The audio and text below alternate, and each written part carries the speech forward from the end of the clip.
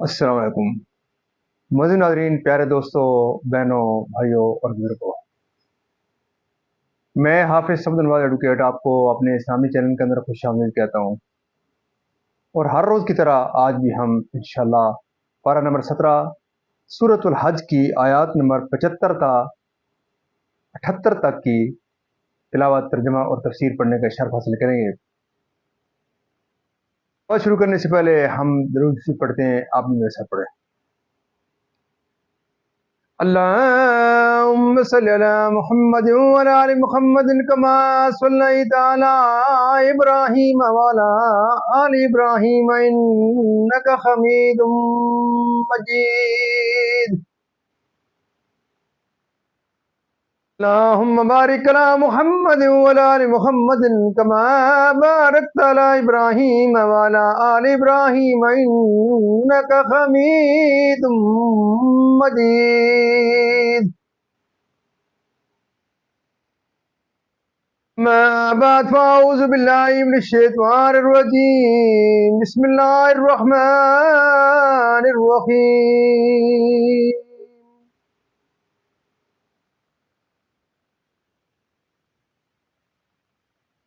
الله يستفي من الملائكة رسلا ومن الناس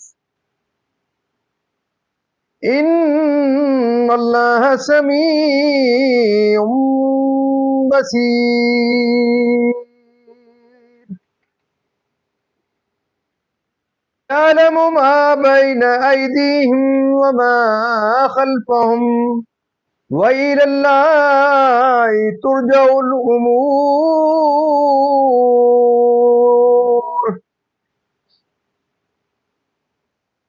أيها الذين آمنوا اركعوا واسجدوا واعبدوا ربكم وافعلوا الخير لعلكم تفلحون.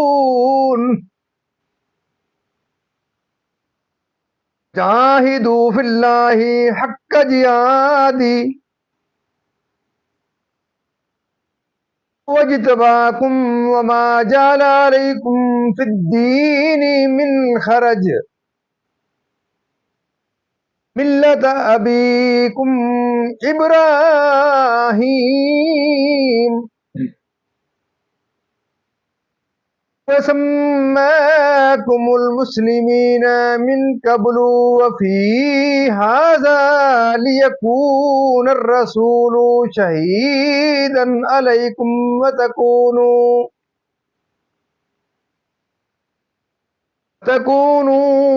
شهداء على الناس فأقيموا الصلاة وآتوا الزكاة واعتصموا بالله هو مولاكم فنعم المولى ونعم النصير. صدق اللہ العظیم. ترجمہ: اللہ چن لیتا ہے فرشتوں میں سے رسول اور آدمیوں میں سے. بے شک اللہ سنتا، دیکھتا ہے، جانتا ہے جو ان کے آگے ہے اور جو ان کے پیچھے ہے، اور سب کاموں کی رجوع اللہ کی طرف ہے.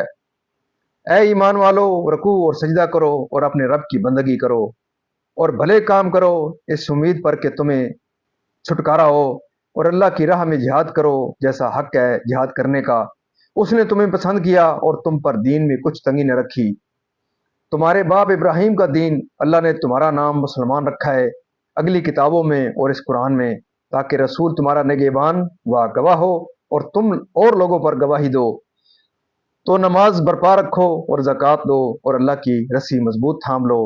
وہ تمہارا مولا ہے، تو کیا ہی اچھا مولا اور کیا ہی اچھا مددگار. مزید ناظرین، یہاں تک اس کا ترجمہ اختتام پذیر ہوا. اب اس کی تفسیر تسلسل سے ایک آیت پیچھے سے تفسیر اس کی شروع کرتے ہیں. تفسیر: اور اس کی عظمت نہ پہچانی جنہوں نے ایسوں کو خدا کا شریک کیا جو مکھی سے بھی کمزور ہیں. معبود وہی ہے جو قدرت کاملہ رکھے، مثل جبرائیل و میکائیل وغیرہ کے مثل حضرت ابراہیم، حضرت موسیٰ و حضرت سید عالم صلاۃ اللہ تعالیٰ علیہ السلام کی شان رسول۔ یہ آیت ان کفار کے رد میں نازل ہوئی جنہوں نے بشر کے رسول ہونے کا انکار کیا تھا اور کہا تھا کہ بشر کیسے رسول ہو سکتا ہے۔ اس پر اللہ تعالیٰ نے یہ آیت نازل فرمائی اور ارشاد فرمایا کہ اللہ مالک ہے، جسے چاہے اپنا رسول بنائے۔ وہ انسانوں میں سے بھی رسول بناتا ہے اور ملائکہ میں سے بھی جنہیں چاہیے، جنہیں چاہے، یعنی امور دنیا کو بھی اور امور آخرت کو بھی، یا ان کے گزرے ہوئے اعمال کو بھی اور آئندہ کے احوال کو بھی۔ اپنی نمازوں میں اسلام کے اول عہد میں نماز بغیر رکوع و سجود کے تھی، پھر نماز میں رکوع و سجود کا حکم فرمائے گا، یعنی رکوع و سجود خاص اللہ کے لیے ہوں اور عبادت میں اخلاص اختیار کرو، صلہ رحمی و مکارم اخلاق وغیرہ نیکیاں، یعنی نیت صادقہ خالصہ کے ساتھ اعلاء دین کے لیے، اپنے دین و عبادت کے لیے، بلکہ ضرورت کے موقع پر تمہارے لیے سہولت کر دی، جیسے کہ سفر میں نماز کا قصر اور روزے کے افطار کی اجازت، اور پانی نہ پائے یا پانی کے ضرر کرنے کی حالت میں غسل اور وضو کی جگہ تیمم، تو تم دین کی ہی پیروی کرو جو دین محمدی میں داخل ہے۔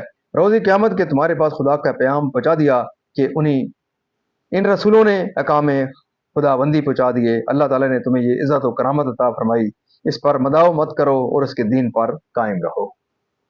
معزز ناظرین، اللہ تعالیٰ کے فضل و کرم سے آج تک کی یہاں ہمارا 17 پارہ اور سورت حج بھی اس کے ساتھ کمپلیٹ ہوتی ہے، 17واں پارہ بھی ہمارا کمپلیٹ ہو گیا ہے۔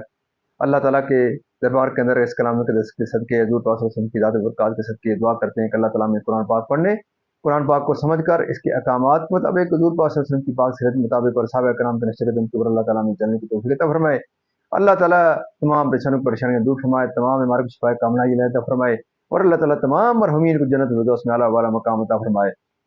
میں اپنے تمام معزز ناظرین سے یہ استدعا کرتا رہتا ہوں کہ اللہ تعالیٰ کا فضل ہمارے اوپر بڑا احسان عظیم ہے کہ ہم اس عظیم امت کا حصہ ہیں جو نبی آخر الزمان کی بدولت ہمارے اس حصے میں آئی ہے، کہ ہم اس آخری امت کا حصہ ہیں۔ تو اس آخری امت کا حصہ ہونا کیا ہمیں حق ادا کرنا چاہیے کہ ہم اس کلام مقدس کی میسیج کو خود بھی دیکھیں، اور خود اس پوری ویڈیو کو دیکھیں، آپ اپنے بچوں کو تلقین کریں، اپنی فیملی کے اندر اس کے تذکرے کریں، اپنے عزیز و قارب کو، اور جہاں تک اب اس یوٹیوب کے چینل کو اور اس کے پروگرام کو، جو یوٹیوب کا جو میرا چینل ہے، اس کو آگے شیئر کریں، صدقہ جاری ہے سمجھ کر اس کو آگے شیئر کیا کریں۔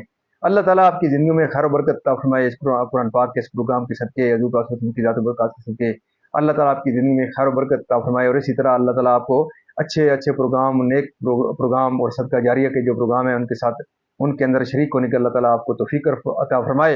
اور دن قیامت میں دعا کرتا ہوں کہ اللہ تعالیٰ مجھے اور آپ کو اللہ تعالیٰ کے دربار کے اندر حضور پاک صلی اللہ علیہ وسلم کی شفاعت نصیب فرمائے۔ آمین ثم آمین۔